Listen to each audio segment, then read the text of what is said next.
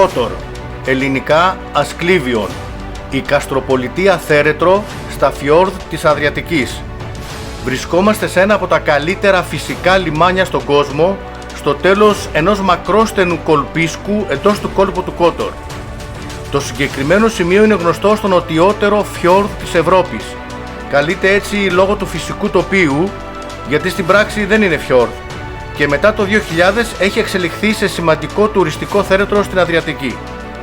Το 2016 το Lonely Planet το ανέδειξε ως την καλύτερη πόλη για να ταξιδέψει κανείς στον πλανήτη.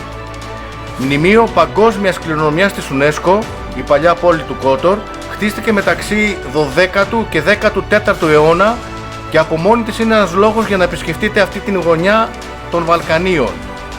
Το παλαιό μεσογειακό λιμάνι του Κότορ είναι περικυκλωμένο από ένα τείχος, το οποίο ανοικοδομήθηκε από τη γαληνοτάτη δημοκρατία της Βενετίας. Οι νετικές επιρροές φαίνονται στην αρχιτεκτονική της πόλης. Για να φτάσετε στην κορφή του φρουρίου Σαν Τζιοβάνι θα χρειαστεί να ανεβείτε 1355 σκαλιά.